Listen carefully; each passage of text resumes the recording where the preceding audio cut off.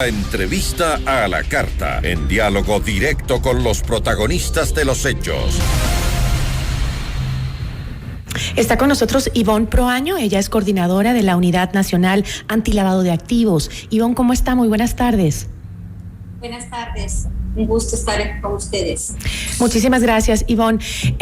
Según dice el COIP, el artículo específicamente 323, se sanciona con cárcel de 5 a 7 años a la persona que organice, desarrolle y promocione actividades para captar dinero de forma ilegal. Sin embargo, como dije anteriormente, desde 2017 hubo más casos con resultados favorables que condenatorios para procesados por captación ilegal de recursos. En total, hubo 7 sentencias de inocencia y 8 sobreseídos. Es increíble los resultados.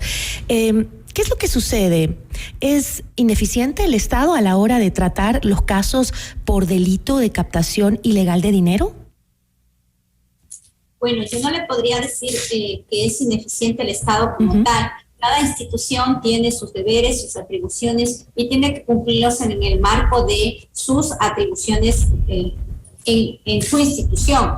Entonces, hay ciertas restricciones que en cada institución tenemos nosotros y hasta cierto punto podemos actuar. Entonces, como Fiscalía General del Estado, nosotros lo que yo le puedo decir como fiscal que conoció uno de estos casos es que tenemos un tiempo en el cual debemos recolectar las evidencias, tenemos un tipo penal el cual debemos nosotros demostrar los elementos suficientes para que un juez pueda tener una idea de que existe o no existe el delito y así tomar una decisión en derecho.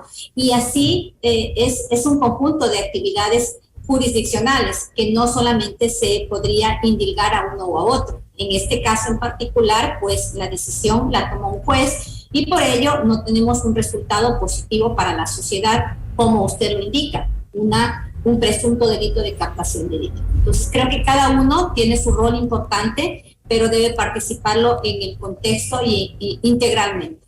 Pero Ivonne, ¿por qué cree usted que no existe la celeridad necesaria para que, por ejemplo, se archiven los casos? Porque aquí tengo otro dato que dice que 265 procesos han sido archivados desde 2017, de estos 700 de los que venía hablando. ¿Por qué? ¿Qué cree usted? ¿Dónde está la traba para que no fluya y no se demoren tanto? La estadística que usted me da es una estadística a nivel nacional, que como fiscal de una unidad especializada no la manejo. Sin embargo, le puedo indicar que no es que nos demoremos tanto o no es que no haya investigación. Existe la investigación, sin embargo, como usted lo está diciendo, existen investigaciones que están o archivadas o en curso.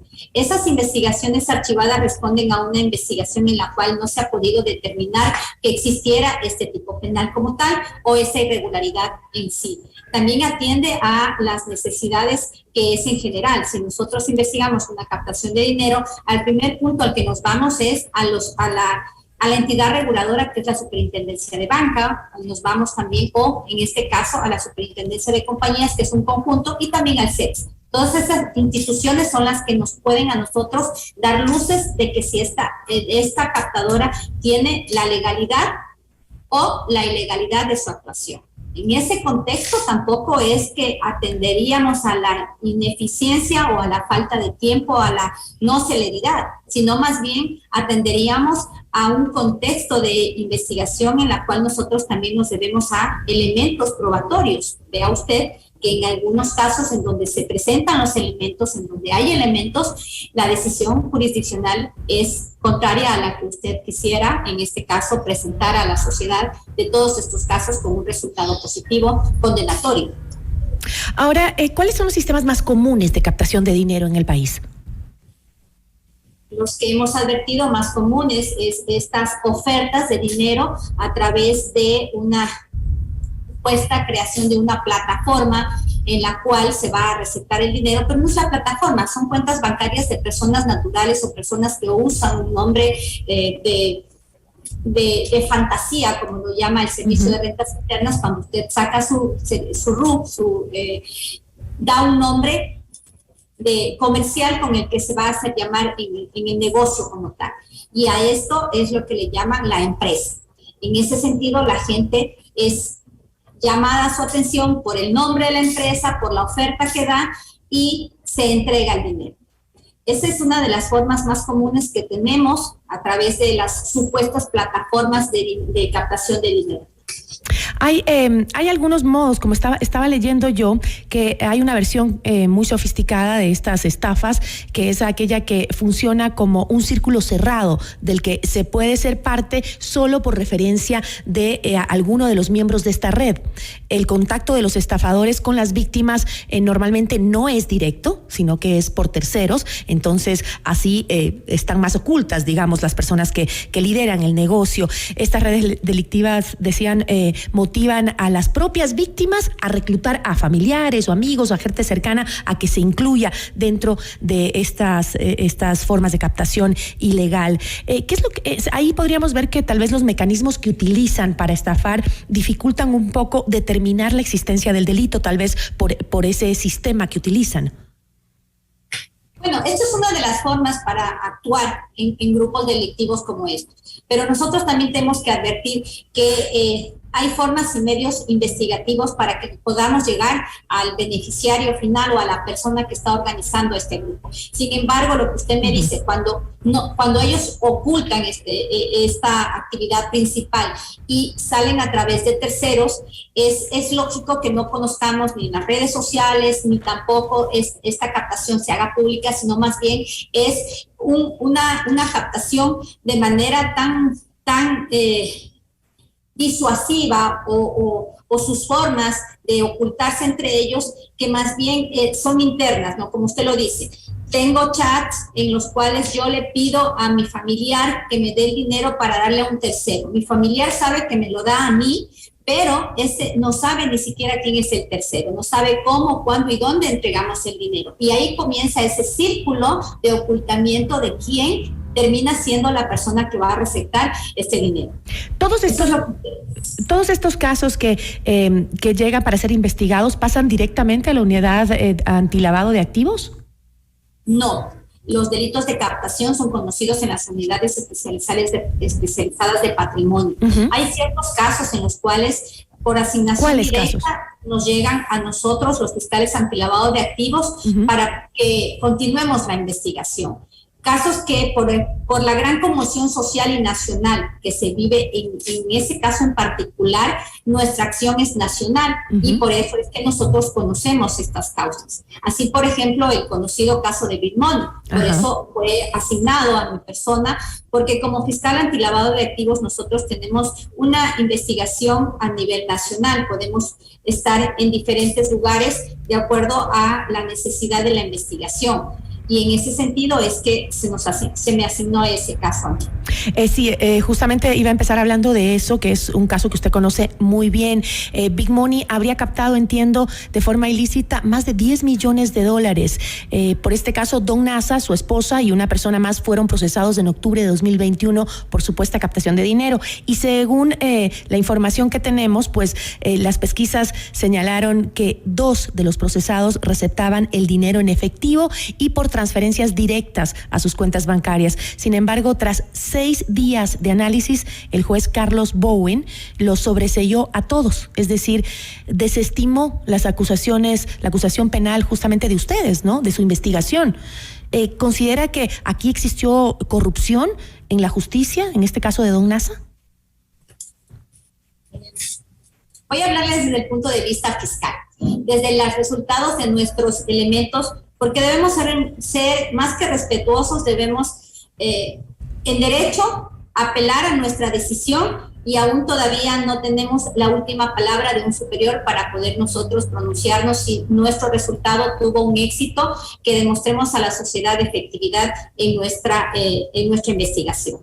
En el caso en particular, como usted lo dice, existieron muchos datos periciados, existieron versiones de las personas que recibieron el dinero, existe la identificación de las 2 personas, de los 3 procesados que recibieron los dineros en sus cuentas bancarias, eso se perició, se presentó una pericia contable, se presentó también la documentación certificada de las instituciones donde se pronunciaban al respecto de hecho en particular y habían dado incluso una sanción al representante de esta plataforma Big Money que no existía, que era en su momento Miguel Ángel Nazareno, pues él, como todos conocemos, falleció la semana pasada, y en ese contexto la Superintendencia de Bancos lo sancionó, indicando que por haber realizado actividades de captación sin tener la autorización legal del Estado. Todos estos elementos son muy, muy claros de que existe o existía una actividad ilegal de forma pública, esa captación, y que fracturaba, en este caso, el sistema financiero por estas actividades. No le podría decir y aceptar que es corrupción, pero estoy en muy desacuerdo porque fui la fiscal que investigó, fui la fiscal que pudo evidenciar los elementos, pudo verificar los datos, hice las audiencias privadas, aperturamos las cadenas de custodias, en los allanamientos incluso encontramos hasta armas de fuego, esta modalidad de estas personas, encontramos más de 2,000 recibos que periciamos y como usted dice, fue más de 10 millones que dio un giro en nuestro sistema financiero. Y no estoy de acuerdo como fiscal investigadora del caso en que un juez nos haya sobreseído. Podría ser, como lo apelé, falta de fundamentación jurídica, conocimiento de la Constitución, del Código Orgánico Integral Penal, desvalorización de los elementos que presentamos. Podría ser esa falta de acuciosidad jurídica que atendió a un sobreseimiento. Con tantas pruebas se hace difícil creer que es simplemente una falta de conocimiento o una falta de atención a las normas, pero en todo caso también me llama la atención mucho que solo 3 procesados, solo don Nasa, su esposa y una persona más procesadas dentro de tanto movimiento de dinero. ¿Qué más pudo sacar de esta investigación, de este caso que llamó tanto la atención y que hoy además cuenta con el asesinato de su principal líder? Bueno, en el contexto de la investigación, usted ha preguntado algo interesante. ¿Por qué solo 3 personas de casi unos cientos de personas que aparentaban ser parte de esta red? Como usted lo dijo, existen formas y medios dentro de este círculo delincuencial en las cuales unos forman parte de un acto delictivo y otros forman parte de otros hechos que constituyen otros tipos penales. Y en este caso en particular estamos hablando de la captación ilegal del dinero, de las personas que efectivamente captaron el dinero, de quienes recibieron el dinero y de quienes ofertaban el dinero para recibir este beneficio a terceros, que era el 8% en 8 días. También podríamos hablar que de esas actividades se derivan otras actividades delictivas que podrían incurrir en otros tipos penales como un lavado de activos, una delincuencia organizada y un sinnúmero más de hechos que están enmarcados en la norma como delitos. Entonces, no es que se cerró en 3 personas y ya no pasó nada más. Existen otras investigaciones que la Fiscalía está en curso y que tenemos en ciertas etapas que no puedo pronunciarme en este momento, pero no solamente participaron 3 personas en estos hechos que conllevan a muchas más actuaciones delictivas. Ahora, usted ha sido clara en decir que no quiere mencionar el tema de corrupción dentro del caso Don Nasa por parte de los jueces que lo sobreseyeron en este caso de captación ilegal de dinero, pero sí podría verse tal vez entonces una falta de control por parte del Consejo de la Judicatura, la actuación de los jueces en estos casos. ¿No es el Consejo de la Judicatura el que debería investigar si realmente hicieron bien su trabajo? Bueno, nosotros como fiscales estamos bajo la dirección y el control del Consejo de la Judicatura, en igual manera los jueces. Y cuando se tiene una actuación que no está acorde con nuestras funciones y con nuestras atribuciones, el Consejo de la Judicatura tiene esa potestad para verificar nuestras actuaciones en el marco de nuestras decisiones y actuaciones. Entonces, dicho así, de esa manera, como usted lo plantea, efectivamente, tanto a los fiscales como a los jueces, el Consejo de la Judicatura es el órgano que nos controla en nuestras actuaciones. Ahora, Ivonne, ¿qué sucede con aquellas personas que participan de estos negocios? Yo sé que mucha gente, debido a la necesidad, a veces dice, bueno, esta es una oportunidad de salir del hueco negro económico en el que me encuentro, tal vez la necesidad de tener no tener trabajo, un montón de razones pueden meterte en una de estas captadoras ilegales de dinero. Pero también hay una cierta parte de clientes que simplemente lo hacen por una ambición desmedida, ¿no? Porque claro, dar 50% a la semana de la inversión que hagas es una locura, ¿no? Es muchísimo dinero. ¿Qué pasa con esa gente que invierte su dinero en un lugar? Algunos dicen no sabía que era ilegal, pero también es nuestra responsabilidad como ciudadanos el saber que es dónde ponemos nuestro dinero y que sea una entidad completamente legal, ¿no? ¿Qué pasa con los ciudadanos? Fiscalía General del Estado, cuando conoció de este hecho e iniciamos las actividades, usted como parte de la prensa, en este caso, se dio a conocer a nivel nacional que se allanaron lugares, que se llamaba a las personas perjudicadas o que se creyeran perjudicadas, y fueron pocas las personas que lamentablemente hicieron este pronunciamiento o esta denuncia en contra de su patrimonio. Porque ahí debemos diferenciar. Un tema es la captación ilegal de dinero y otra es las personas que se sientan perjudicadas. Y se presentaron apenas, creería yo, menos de 5 denuncias por estafa en este caso. Pero Ivonne, perdona que le interrumpe nada más, ¿pero son perjudicados realmente o son cómplices de un delito? Bueno, es que hay diferentes actividades y diferentes actuaciones con un fin y lo que nosotros llamamos un dolo. Como usted lo dijo, hay personas que pensando en una rentabilidad no tan grande, sino personas de un sector económico complicado, difícil, que invirtieron, teníamos recibos hasta de $1,000, $100, pero hay personas, en cambio, que invirtieron 50,000, 100,000 y hasta $250,000. Entonces, no podemos ponerlas a todos en el mismo pedestal y decir son cómplices de o están actuando por ignorancia de la norma. Son escenarios totalmente diferentes. Sí, pero hay personas que se sienten perjudicadas. Como pero se podrán sentir perjudicadas, pero la ignorancia de la norma no te exime de responsabilidad y eso lo sabemos todos. Exactamente, y es lo que la Fiscalía y todos los órganos de control trata cada día de hacer conocer a las personas que el número de las empresas que no están autorizadas para la captación es una forma también ya, como usted lo dijo, de facilismo de poder acceder a un dinero que no me causa mayor problema que el de invertir. Y a la semana siguiente lo duplico, luego lo triplico. Entonces son situaciones y formas, pero nuestra legislación es así, tiene estos vacíos que podrían decirse y en el contexto y en el caminar de la investigación, si nosotros hablamos, como usted lo ha dicho, todos son cómplices, hablaríamos de que todas las personas que dieron el dinero en el caso Big Money serían parte del delito como tal. Y la tipicidad del artículo 323 es clara. Quien capta dinero de forma pública o clandestina. Entonces, las personas que entregaron su dinero tendríamos que ver en qué hechos incurrieron para decir que son cómplices del delito.